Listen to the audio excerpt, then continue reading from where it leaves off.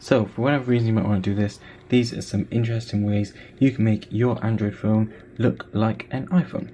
From the classic sliding lock screen,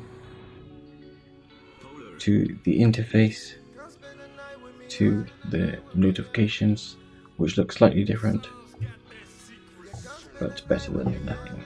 Also to the control center, which you can open up and looks just like the Android one with all of the same functionality. You can change your brightness, link these buttons here to your specific calculator, clock, camera applications, turn the Wi-Fi on and off, airplane mode, and then select your music choice, app of choice, and change it from there. These are still your stock icons. If I open up the calendar, it looks like calendar, but it opens Google Calendar. And then same with settings, it looks like the iOS settings, but you press it and it still takes you to the Android settings.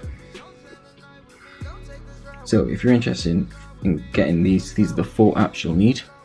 The iOS launcher for iOS 12, iNoti, so the launcher gives you all the apps that look like this. You can swipe down as well to get to your search as usual,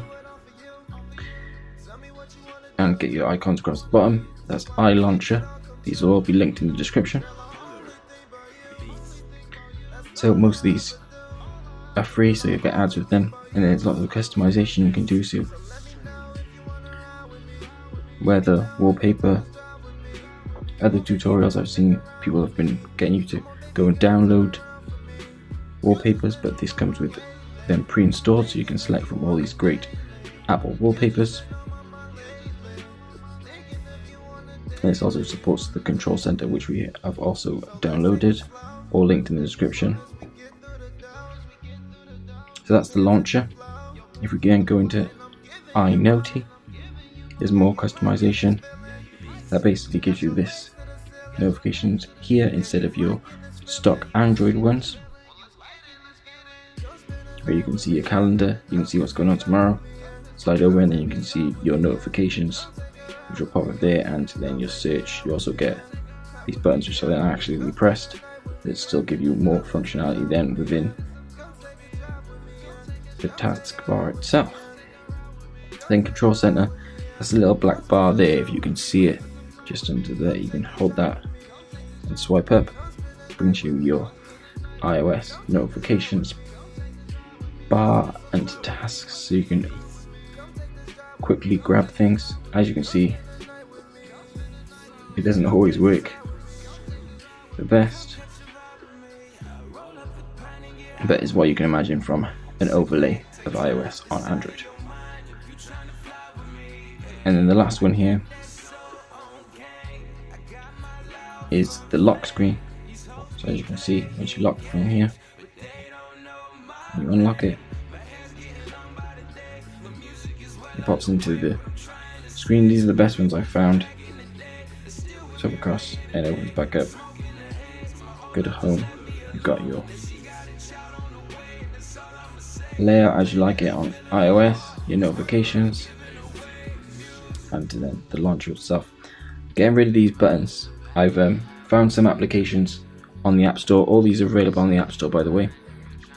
The ones that I saw in the App Store for removing these buttons were quite glitchy. There was some paid ones which I didn't look into, but you can look into those as well if these buttons are really getting on your nerves, but you will be left with a gap. That is the only thing I'll say. There will still be a gap there, and some of the ones I saw had like a little icon at the bottom and stuff like that, just getting in your way really. So I tend to keep the buttons so I get a still nice clean look. I think it adds too much when you're trying to swipe up for the buttons and then lots of different stuff.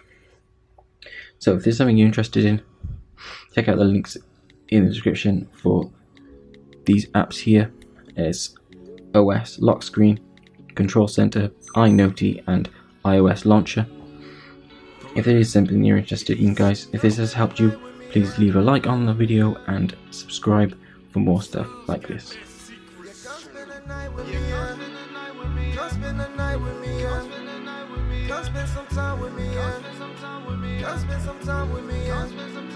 Come take a ride with